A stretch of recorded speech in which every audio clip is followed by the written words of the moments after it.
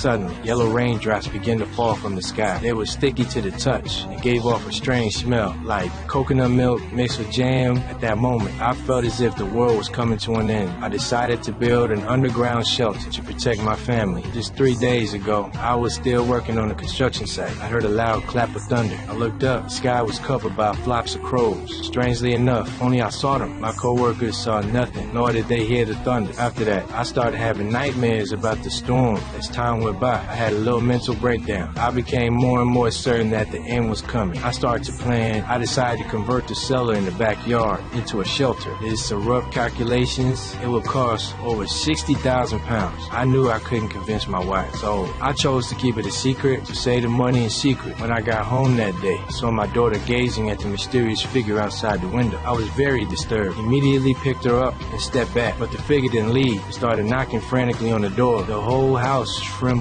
The next second, all the furniture floated, struggled to wake up. I realized this is a nightmare. The sheets were soaked with cold sweat. I knew I couldn't put it off any longer. I had to get moving right away. The next day, I carried my wife to the loom, bought a gas mask at the hardware store, took my daughter to the supermarket again, bought heaps of non-perishable food in order not to make my wife suspicious. I hid everything in the shelter. I bribed a colleague to have him drive a backhoe to my backyard. We dug a 30-foot deep hole next to the cellar, buried a shipping container in it, and that's when the wife came home. She was angry when she saw everything. She said I was crazy. I didn't explain. No one would believe me anyway. That night, I suddenly started having convulsions. My wife panicked and tried to call for help. I stopped it with all my strength. I didn't want her to be afraid. I confessed to her what I saw in my dream. I didn't know if I was crazy, but my only duty was to protect my family. Until that day, I saw my daughter run into the middle of the road. I desperately rushed over and hugged her. The next moment, countless bats fell from the sky. They came at us. It's the nightmare again. But this time, I didn't wake up on my own. My wife shook me awake because the storm was really coming.